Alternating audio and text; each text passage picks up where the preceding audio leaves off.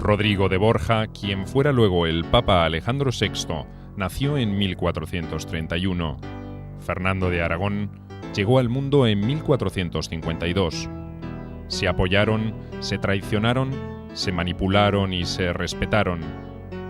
Mientras vivieron, el mundo anduvo al ritmo que ellos le impusieron. Fueron dos personalidades incomparables del Renacimiento que unificaron y centralizaron estados dispersos y se apoyaron solo en su autoridad y astucia. El mundo moderno habría sido diferente sin ellos.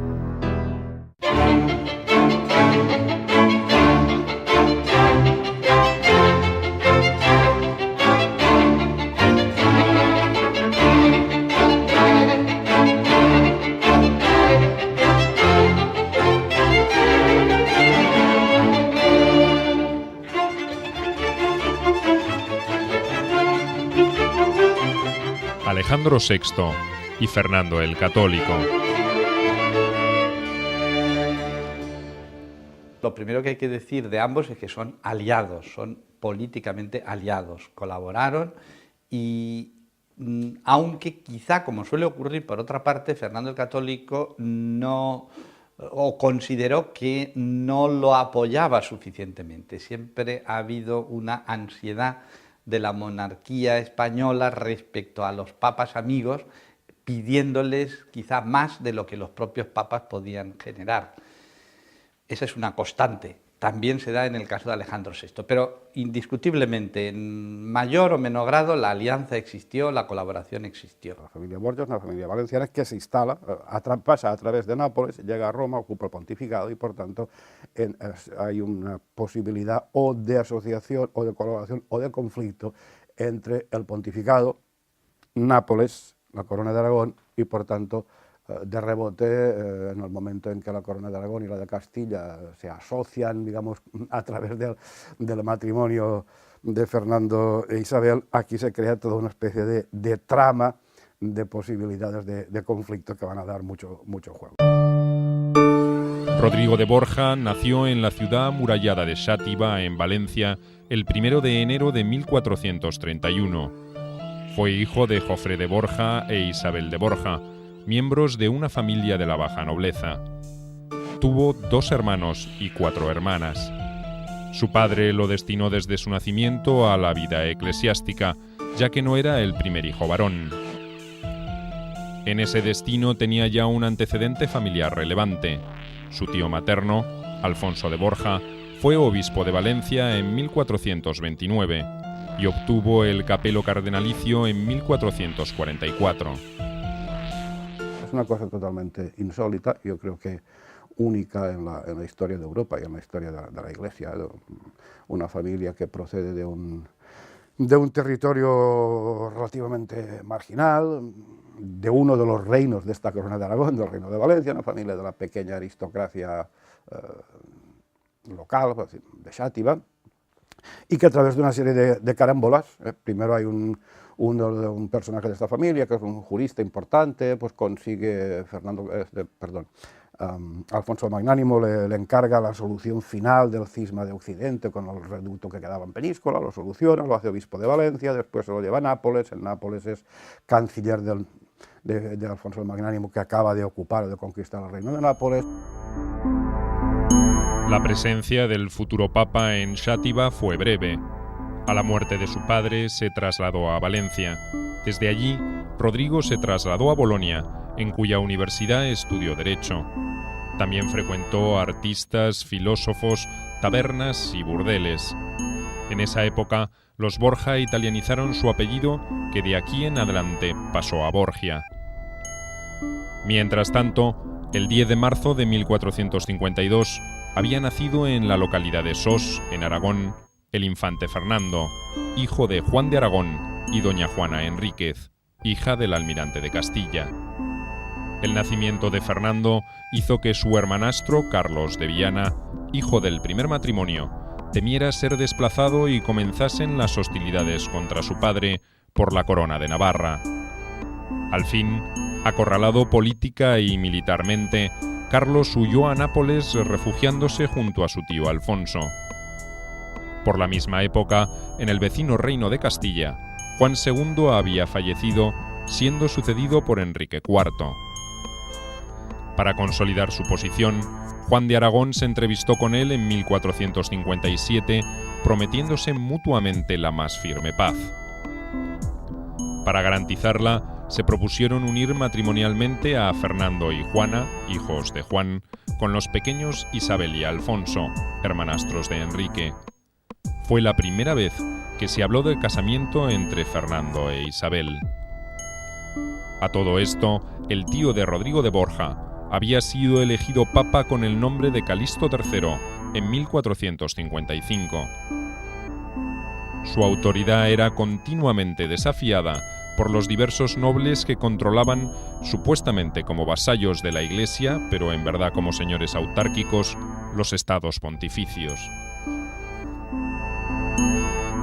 Borja es una familia valenciana que, aprovechando la circunstancia de que uno de ellos llega a ser papa, Calixto, entonces van a instalarse en Roma, donde ingresan en el Colegio de Cardenales y empiezan a hacer una gran política.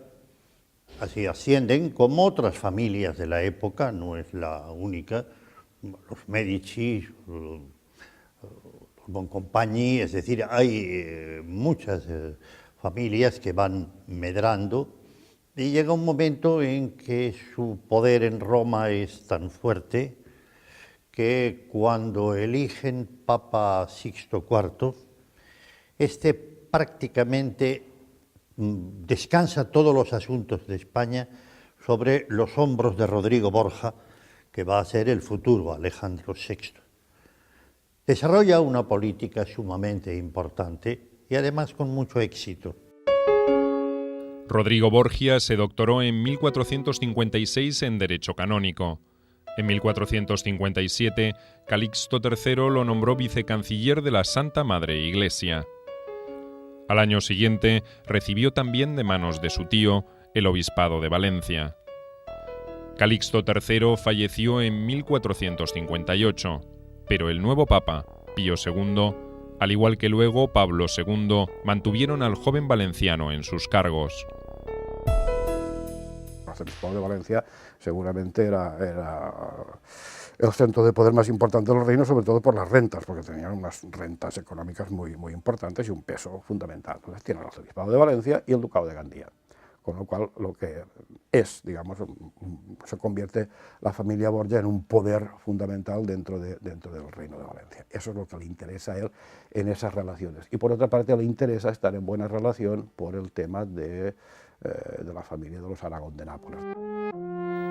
También murió en 1458 Alfonso el Magnánimo, a raíz de lo cual Juan de Aragón recibió la corona con el nombre de Juan II, y su hijo Fernando recibió los títulos de Duque de Montblanc, Conde de Ribagorza y Señor de Balaguer. De todas maneras, el futuro rey católico tenía entonces cerrado el acceso a la corona. Su hermanastro mayor, Carlos de Viana, que contaba con el apoyo de la nobleza, fue nombrado lugarteniente general de Cataluña y reconocido como heredero. Sin embargo, Carlos falleció repentinamente poco después y su lugar fue ocupado por el infante Fernando bajo la tutela de su madre.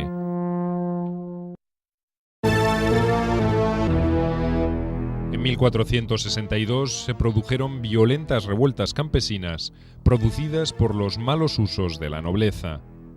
Juan actuó rápidamente y logró una pacificación casi inmediata.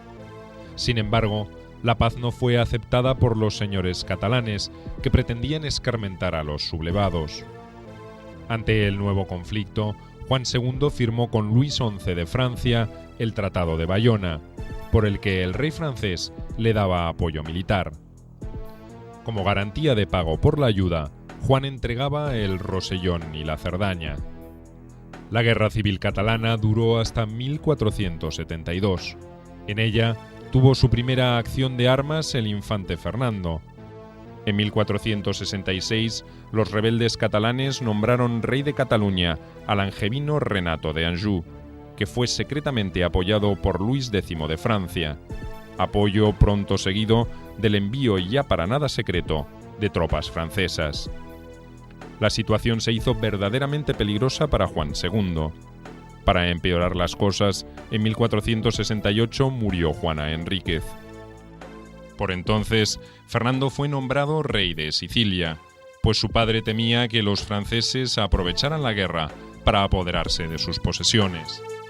La corona de Aragón tiene en aquel momento territorios que son básicamente la isla de Córcega, la isla de Sicilia, que pertenecen a la corona, y una influencia directa sobre el reino de Nápoles, donde hay una dinastía procedente de Alfonso el Magnánimo. A todo esto había fallecido también Blanca, hija de Juan II, dejando viudo y sin descendencia a Enrique IV de Castilla. Entonces, el rey castellano contrajo matrimonio con Juana de Portugal, con quien tuvo una hija que recibió el nombre de la madre.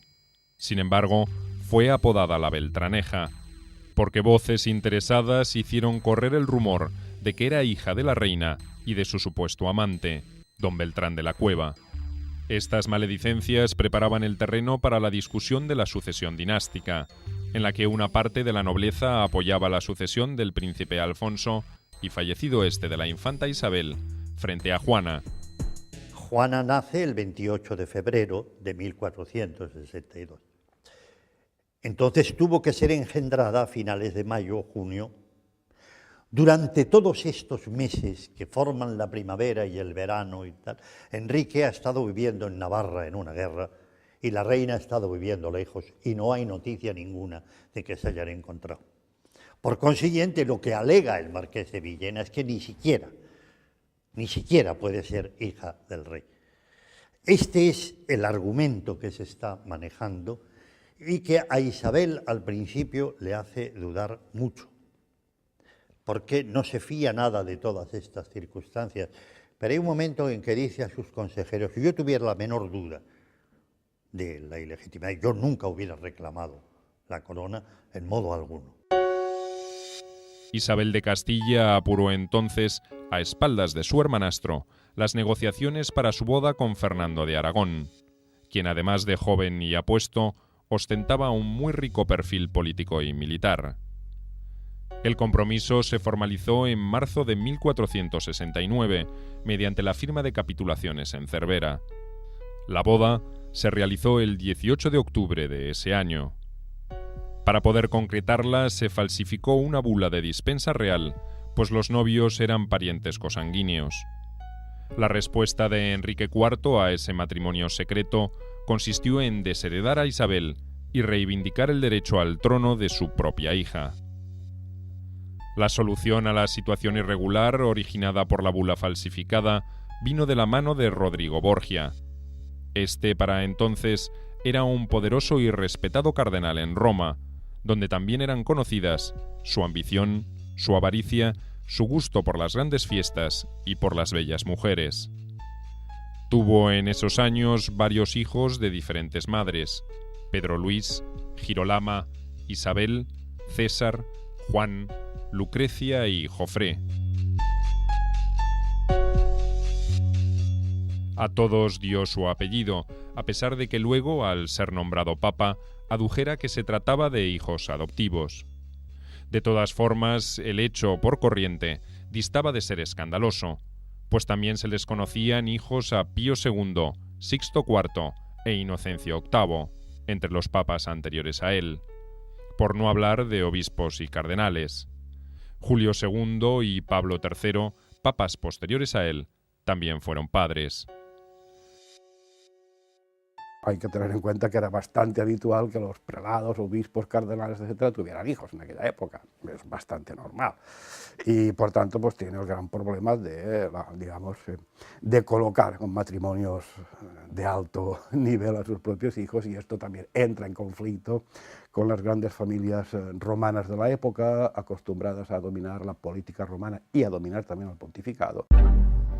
Lo cierto es que al iniciar su pontificado, Sixto IV, Rodrigo Borgia, ya brillante vicecanciller de la Iglesia, fue enviado en misión diplomática a España. Su objetivo era investigar la posibilidad de que los reyes de Sicilia, así como las demás cortes de España y Portugal, se sumasen a una proyectada cruzada contra los turcos. Rodrigo Borgia desembarcó en Valencia en junio de 1472, siendo recibido con incomparable algarabía y múltiples muestras de afecto. El cardenal comprendió inmediatamente que los soberanos de España y Portugal no estaban interesados en una nueva cruzada. Dedicó entonces sus esfuerzos a resolver el conflicto dinástico castellano. Casi desde el principio, Rodrigo defendió la posición de Isabel y Fernando, logrando la reconciliación de la pareja con Enrique IV de Castilla. Por otra parte, consiguió con gran celeridad que Sixto IV otorgase la bula oficial que legitimaba el casamiento de Isabel y Fernando. Rodrigo Borgia tenía en el asunto un interés político claro. La legitimación de la pareja real era el requisito para la futura unión de las coronas aragonesa y castellana. Resuelve, desde el punto de vista de la Iglesia, el gran conflicto que se había planteado en España. Él descubre la importancia que tienen Fernando e Isabel. En cierto modo podemos decir que cambia la política de Roma en favor de ellos. Había dudas sobre cuál era el camino más adecuado y él es el que toma la decisión. Estos son los que verdaderamente nos convienen y a partir de ese momento hay una relación muy estrecha. Luego, el cardenal Borgia intercedió en el conflicto que sostenían los nobles catalanes con Juan II de Aragón. Apoyó al rey, pero pidió y obtuvo clemencia para los rebeldes, y con ello posibilitó la pacificación del territorio. En septiembre de 1473, el vicecanciller retornó a Roma.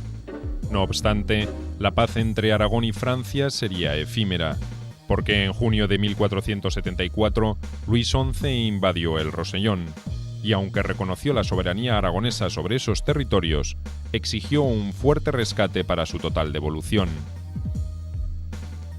En diciembre de ese mismo año murió Enrique IV, y de inmediato Isabel se hizo proclamar reina de Castilla. Pero Portugal y Francia apoyaron las aspiraciones de Juana la Beltraneja, lo cual dio lugar a una confusa guerra civil en el territorio castellano. Fernando mostró entonces sus virtudes de guerrero, dispersó las tropas portuguesas y rindió a Burgos, Zamora y Toro, que apoyaban a Juana.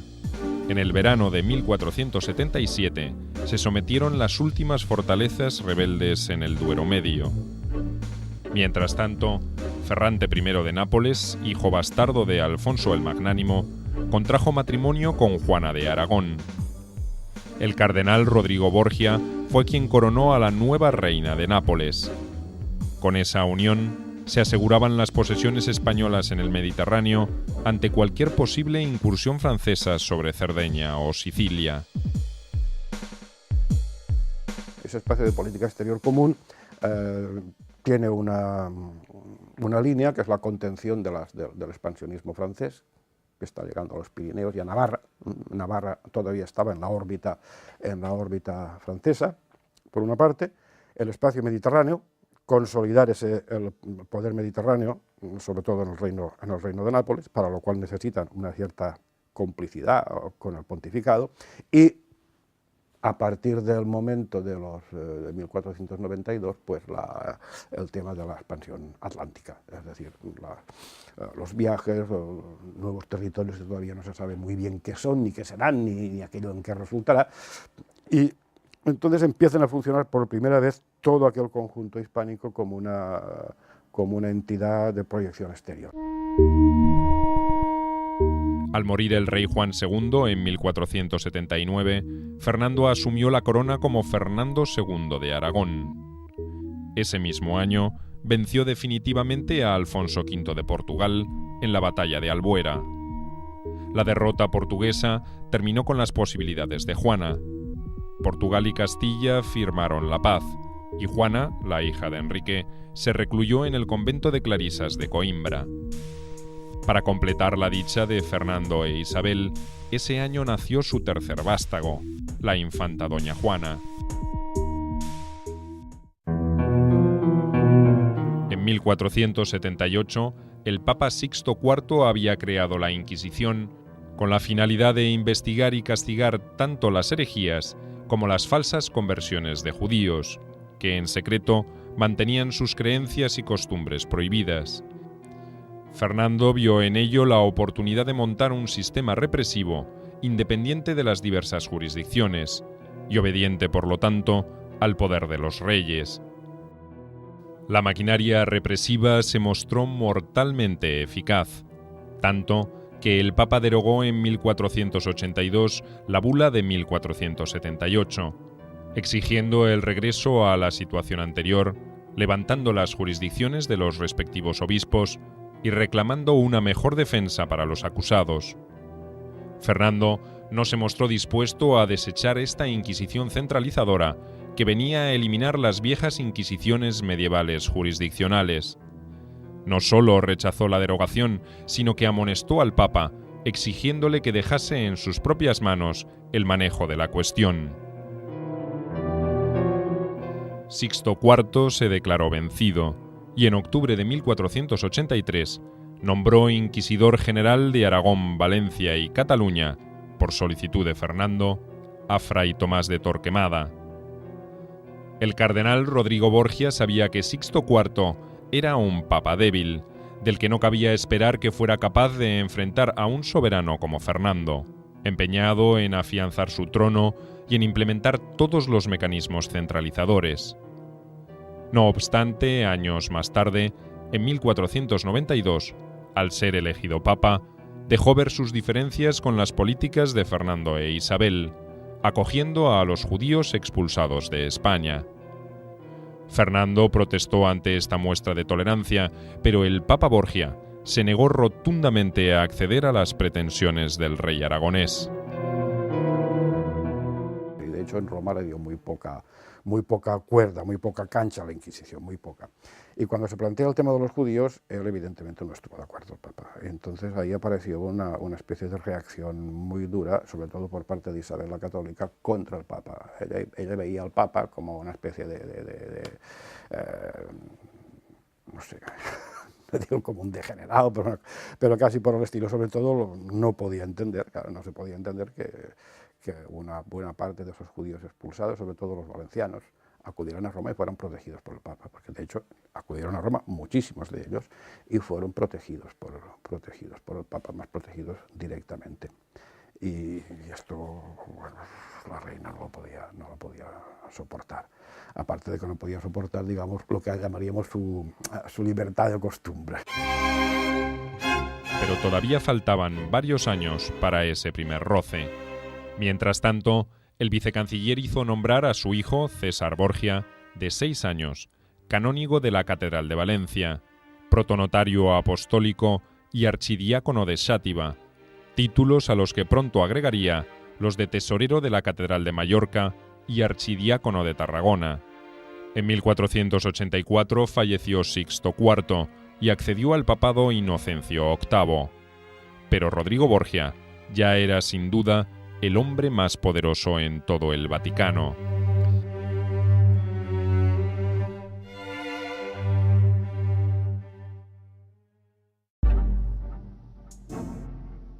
En 1485, por su papel en la guerra contra el reino nazarí de Granada, el primogénito del vicecanciller de la Iglesia, Pedro Luis Borgia, recibió de Fernando de Aragón el ducado de Gandía.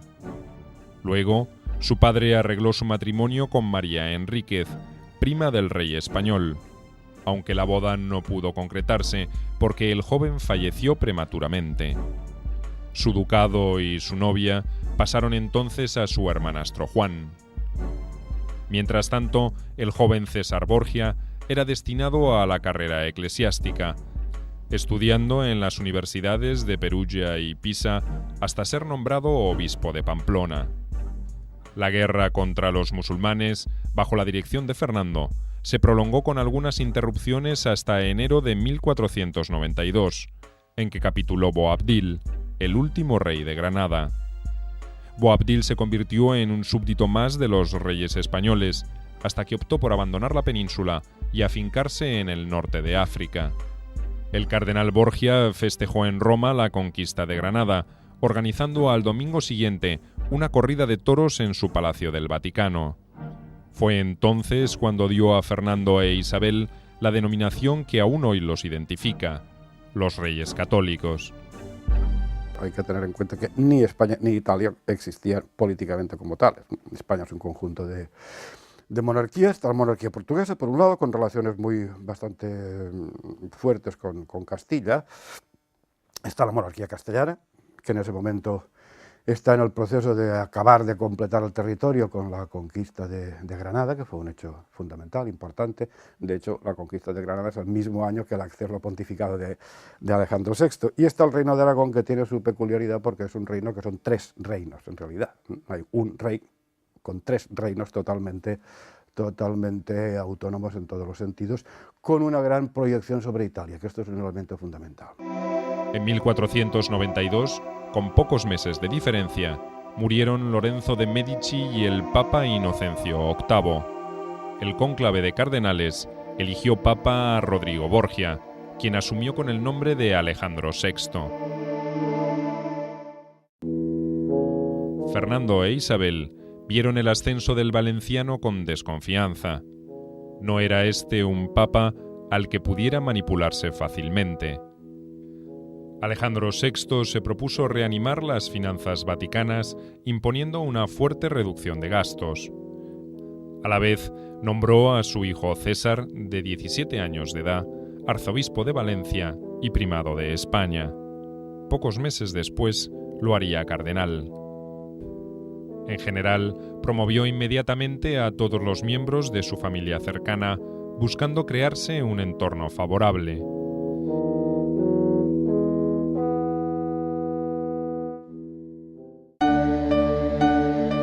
El 12 de octubre de 1492, Cristóbal Colón, al servicio de Fernando e Isabel, descubrió las Indias Occidentales.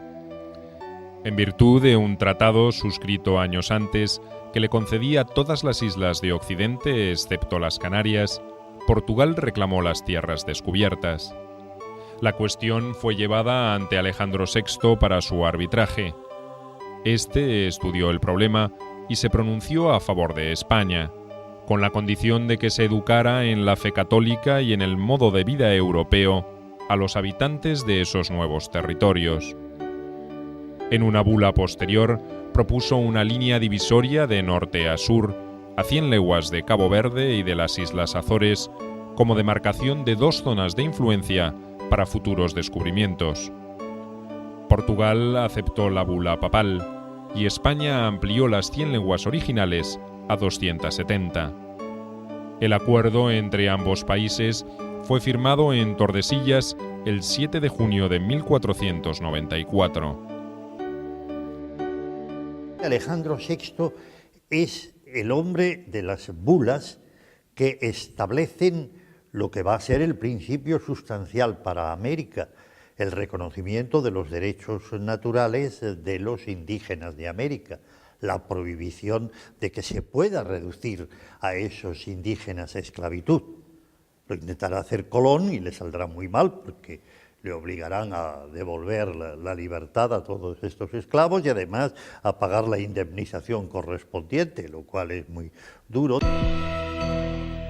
Alejandro VI también había comenzado a mover sus fichas en prevención del inminente avance francés sobre la península italiana.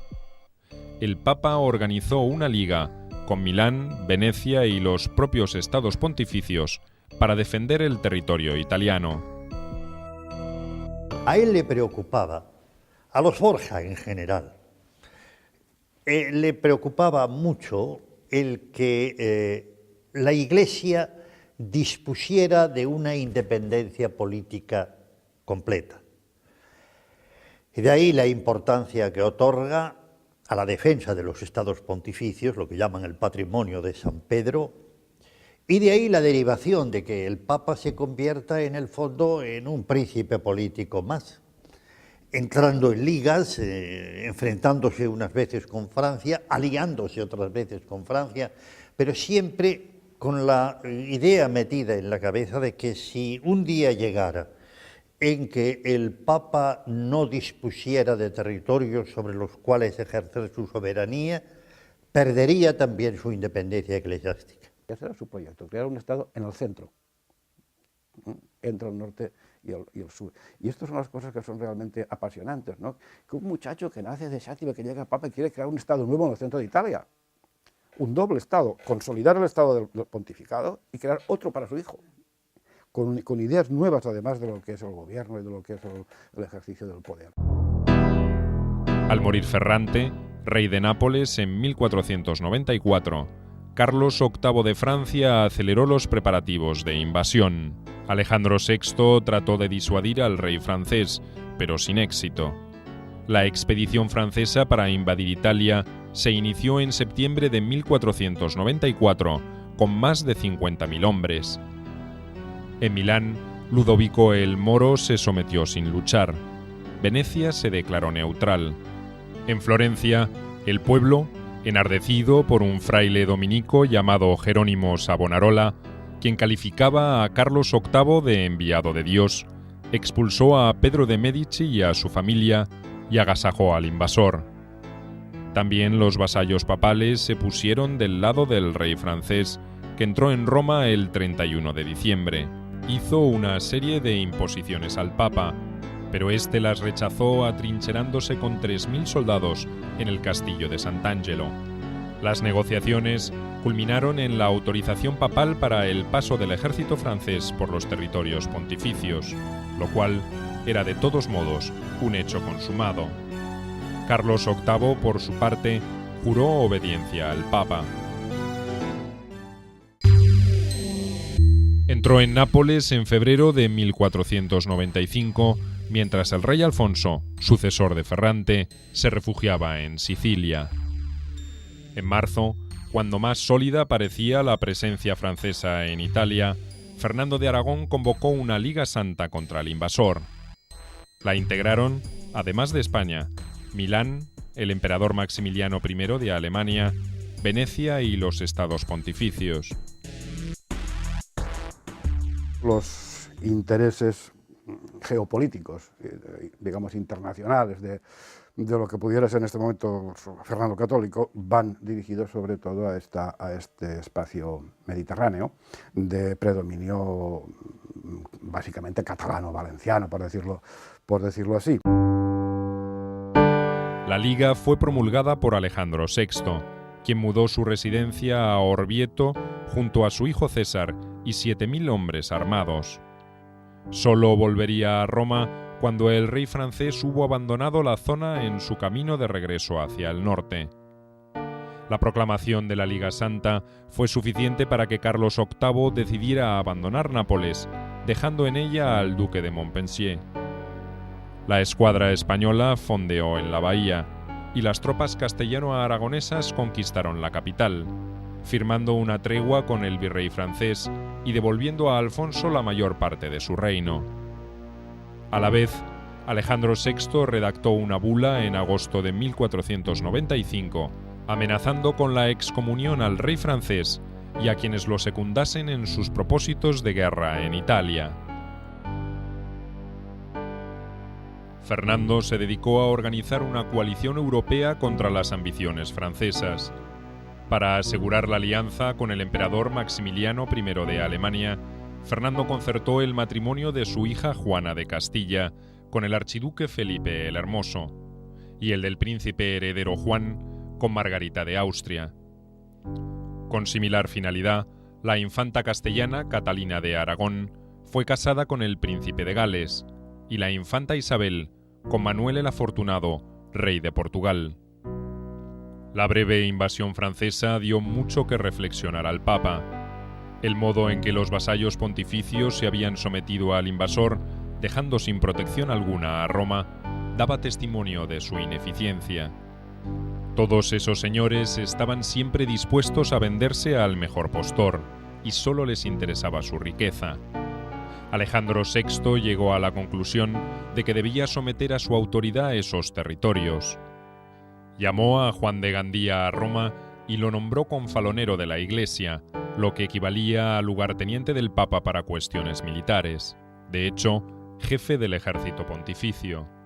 La primera campaña fue dirigida contra el clan Orsini.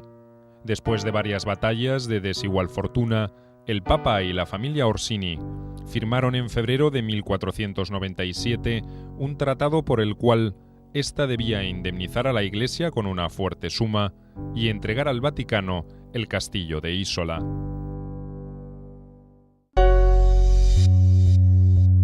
En Florencia, Savonarola fue advertido severamente de que cesara en sus prédicas antipapales, y por hacer caso omiso de ello, se le excomulgó. No obstante, se atrevió a excomulgar a su vez al Papa. A pesar de la petición romana de que se le remitiese para juzgarlo, fueron las autoridades florentinas quienes decidieron encargarse del fraile. Savonarola fue declarado hereje y cismático, e inmediatamente se le entregó al brazo secular. Fue colgado y luego su cadáver ardió en la hoguera. En junio de 1497, después de haber cenado con su hermano César Borgia y con su madre, Vanozza Catanei, Juan de Gandía tomó su montura y se dirigió al Vaticano con un solo hombre como escolta. Varios individuos los atacaron y asesinaron arrojándolos al río. El dolor del Papa fue inmenso y lo llevó a anunciar una reforma de la Iglesia, sugiriendo además que pensaba seriamente en abdicar y retirarse a un monasterio. Paradójicamente, ese mismo año, los reyes católicos iban a conocer un dolor similar. En octubre de 1497 falleció su hijo y heredero, Juan. Isabel jamás se recuperaría de la desolación que esa pérdida le produjo. Fernando, más político que su esposa, trató de pensar en la continuidad dinástica. Su hija mayor, Isabel, estaba casada con el rey de Portugal, y a ella le correspondía heredar la corona a pesar de las aspiraciones del esposo de su otra hija Juana, el veleidoso Felipe el Hermoso. Muerto su hijo Juan de Gandía, Alejandro VI decidió que César Borgia abandonara la carrera eclesiástica para emprender la militar. Ante un consistorio reunido en 1498, César reconoció su incapacidad para cumplir los deberes de la dignidad que ostentaba y solicitó humildemente que se le devolviera su estado laico, pues deseaba contraer matrimonio. Se le concedió inmediatamente la dispensa.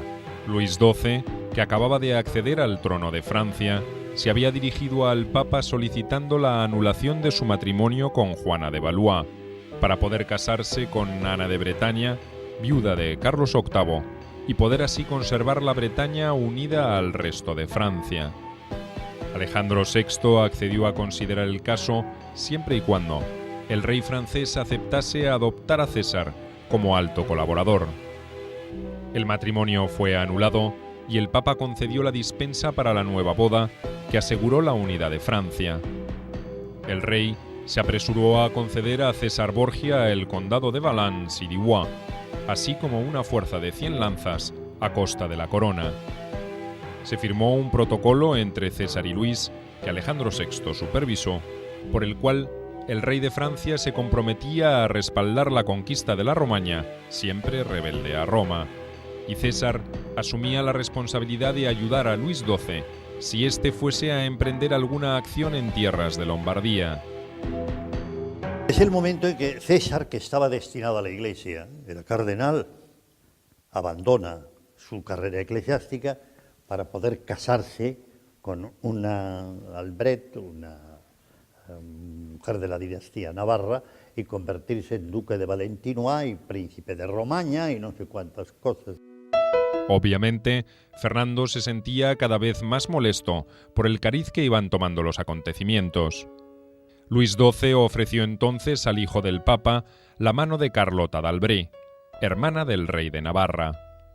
La boda se celebró de inmediato y la pareja tuvo una sola hija, Luisa.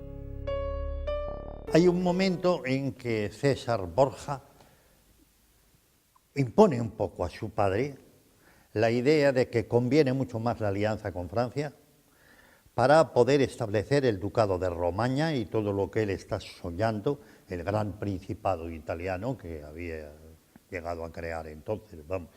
Y entonces hay un cambio en la política. Alejandro VI, que al principio no acudía a otra cosa más que a Fernando el Católico cada vez que se encontraba en una mala situación, a partir de 1500 cambia. El giro pontificio hacia Francia deterioró las relaciones de Roma con Nápoles, cuyo rey llegó a ofrecer a los turcos un puerto donde atracar su flota. El Papa reunió importantes fuerzas militares y atacó a algunos señores de los territorios eclesiales que habían tomado el partido de los aragoneses napolitanos, venciéndolos en combate. De ahí en adelante, su objetivo primordial consistió en levantar un estado pontificio fuerte y estable con la ayuda del rey francés. Poco después, Luis XII y su aliado César Borgia entraron triunfalmente en Milán. Cuando Luis XII regresó a Francia, cedió a César Borgia unos 15.000 soldados para su campaña. En un par de años, César aniquiló a todos los enemigos del Papa, constituyendo un verdadero Estado que gobernó y administró de modo ejemplar. Alejandro VI y en Fernando el Católico hay una idea de política familiar, la familia al servicio de la política. En Alejandro VI es evidente, ahí están, se sabe y se conoce muy bien toda la peripecia de los Borgia, con todo el componente mórbido de la familia, pero la propia política matrimonial de Fernando el Católico responde también a un mismo objetivo de utilización de los familiares, en este caso sobre todo de las hijas, como peones al servicio de unos criterios políticos. O sea, la idea de la familia como previa al concepto de Estado me parece también muy clara en ambos casos. O sea, sirven a unos mismos objetivos en ese sentido. Aunque la política de uniones matrimoniales con fines políticos de los reyes católicos había sido muy clara, les produjo múltiples frustraciones.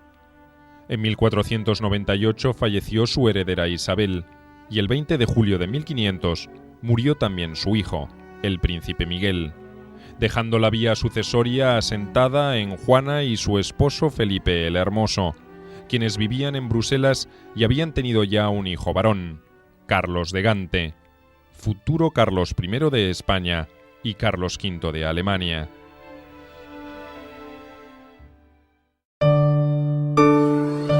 En 1502, la pareja llegó a España para obtener el reconocimiento como herederos. A la vez, la alianza española con Inglaterra se tambaleó al morir Arturo, el príncipe de Gales, esposo de Catalina de Aragón. Para solucionar el conflicto, Enrique VII propuso casar a la viuda con el nuevo príncipe de Gales, Enrique Tudor, hermano de Arturo y futuro rey de Inglaterra, boda que pudo realizarse gracias al permiso de Alejandro VI. Fernando firmó entonces un tratado con Francia para asegurar su hegemonía en el Mediterráneo, donde su flota combatía desde 1499 con los otomanos. Ofreció al rey francés reconocer su conquista en el norte de Italia y repartirse el reino de Nápoles en el sur. Nápoles implica el control de todo el sur de Italia y tener una posición estratégica en el centro del Mediterráneo, aparte de la importancia propia del reino de Nápoles y de la ciudad de Nápoles, que es una de las grandes ciudades europeas de la época. Luis XII preparó sus tropas y rápidamente se puso en marcha hacia el sur. Para librar de problemas su retaguardia, negoció un tratado de no agresión, una tregua en realidad, con Maximiliano de Alemania, ofreciéndole que cuando el hijo de Felipe el Hermoso y Juana de Aragón, el pequeño Carlos, accediese al trono imperial como Carlos V de Alemania, el ducado de Milán pasaría a su propiedad como dote de la hija de Luis XII, Claudia, con quien contraería matrimonio tan pronto su edad lo permitiese. El acuerdo entre Francia y España duró lo que un suspiro, y así las dos potencias se enfrentaron abiertamente. pronto solicitaron al Papa que se pronunciara sobre la disputa.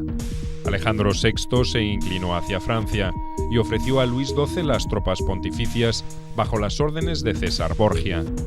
A cambio, exigió el apoyo francés en los territorios de la Iglesia. Alejandro VI y su hijo sacaron buen provecho del apoyo francés, pero Luis XII no obtuvo tanto como esperaba.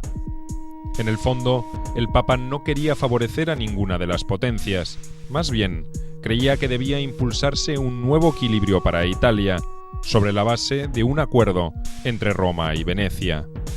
Pero a pesar de sus insistencias, Venecia nunca confió en él lo suficiente como para comprometerse en una alianza. Poco después, Luis XII inició una gran ofensiva contra los españoles en Nápoles y llamó a su lado a César. Este preparó las tropas, pero fue posponiendo la acción. E inesperadamente, en agosto de 1503, el Papa y su hijo cayeron gravemente enfermos. Hay quien dice que fue malaria y quien dice que fue el veneno. Lo cierto es que el 18 de agosto de 1503, el Papa Alejandro VI murió en presencia de 5 cardenales, mientras César, gravemente enfermo, logró sobrevivir y ocultarse a sus enemigos. Hecho prisionero por el nuevo Papa, Julio II, consiguió huir de la prisión, aunque solo fue para caer en manos de los españoles. Fernando lo hizo trasladar a España, donde fue recluido en una fortaleza real, de la que escapó en octubre de 1506.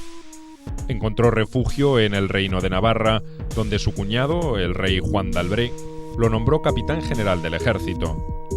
Cuando al año siguiente se produjo una rebelión, César Borgia murió en combate mientras sitiaba el castillo de Viana. Hay que tener en cuenta que en ese momento Navarra está en lucha continua con Castilla, porque Castilla quiere ocupar Navarra, y de hecho César Borgia morirá defendiendo Navarra después contra los castellanos, defendiendo a su cuñado, el rey Juan de Albret.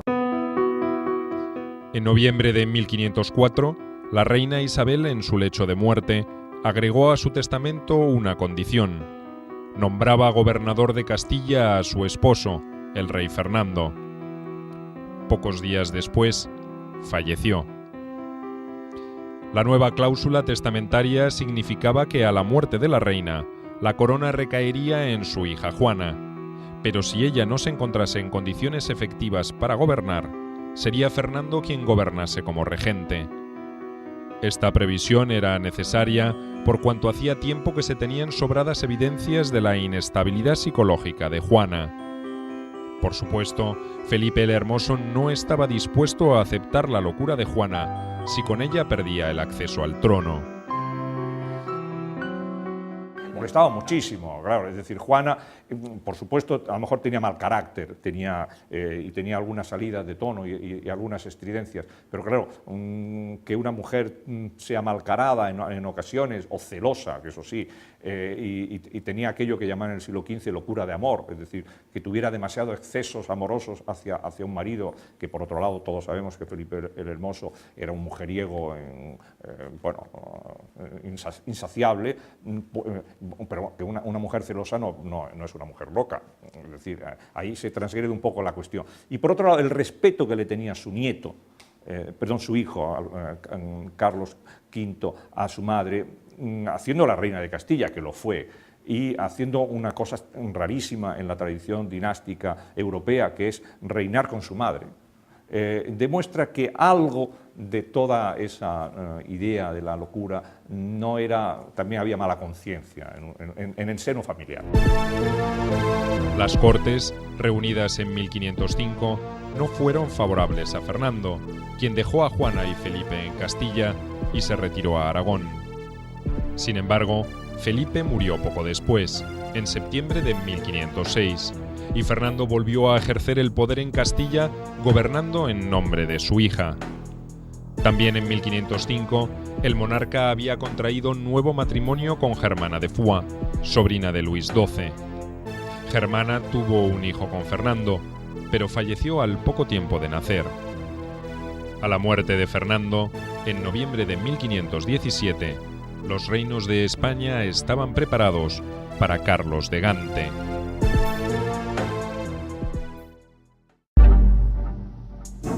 Fernando de Aragón y Alejandro VI fueron acaso los máximos protagonistas del tiempo que les tocó vivir. Más aún, ellos, como pocos hombres, crearon con sus actos, con sus decisiones, con sus aciertos y errores, y hasta con sus arbitrariedades, el mundo que aún hoy vivimos.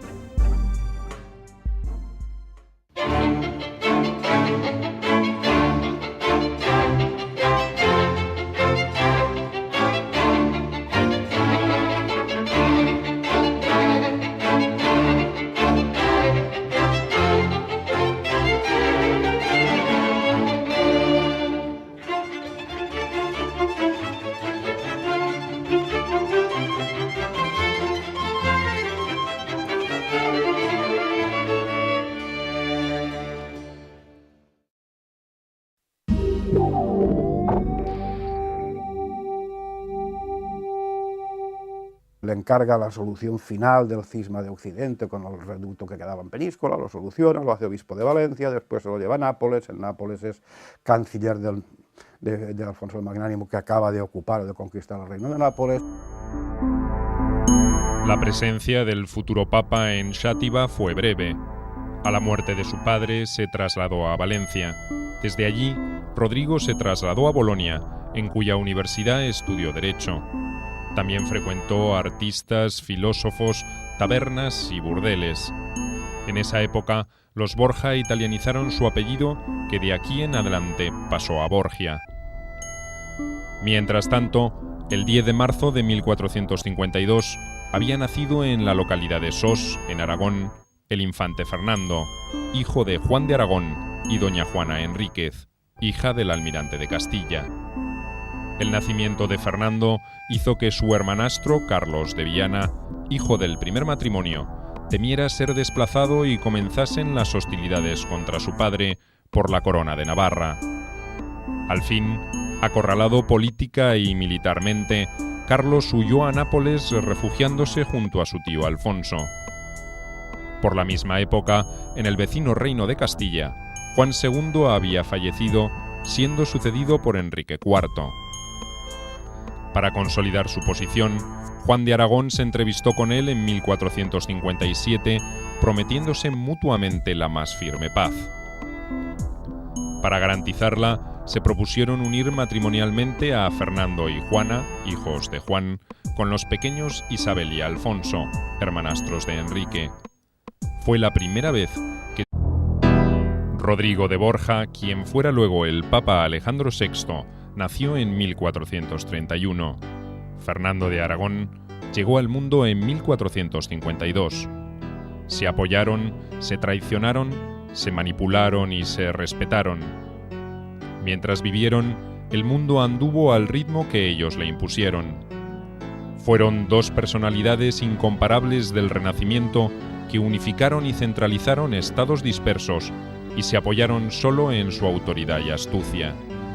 El mundo moderno habría sido diferente sin ellos.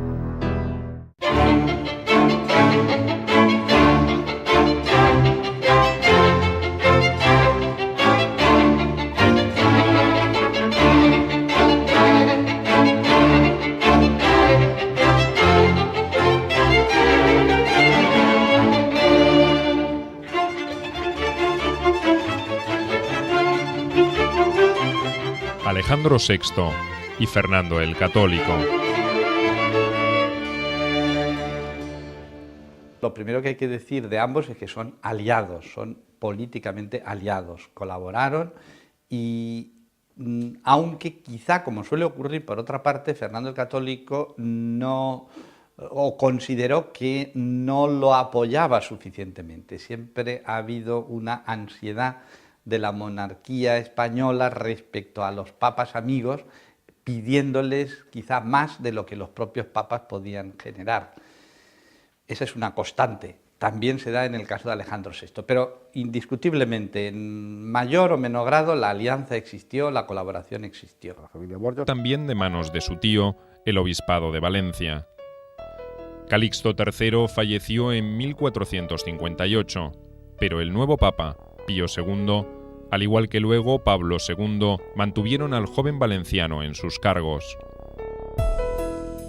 arzobispado de Valencia seguramente era el centro de poder más importante del reino, sobre todo por las rentas, porque tenían unas rentas económicas muy importantes y un peso fundamental. Entonces tiene el arzobispado de Valencia y el ducado de Gandía, con lo cual lo que es, digamos, se convierte la familia Borja en un poder fundamental dentro del reino de Valencia. Eso es lo que le interesa a él en esas relaciones. Y por otra parte le interesa estar en buena relación por el tema de la familia de los Aragón de Nápoles.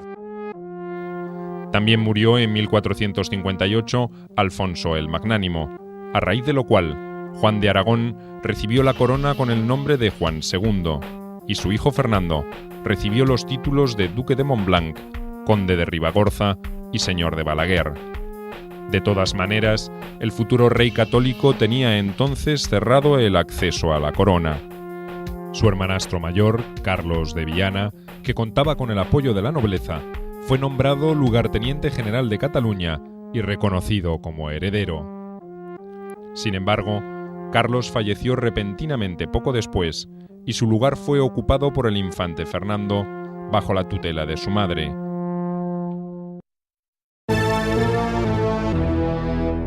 En 1462 se produjeron violentas revueltas campesinas producidas por los malos usos de la nobleza. Juan actuó rápidamente y se habló del casamiento entre Fernando e Isabel. A todo esto, el tío de Rodrigo de Borja había sido elegido papa con el nombre de Calixto III en 1455. Su autoridad era continuamente desafiada por los diversos nobles que controlaban, supuestamente como vasallos de la Iglesia, pero en verdad como señores autárquicos, los estados pontificios.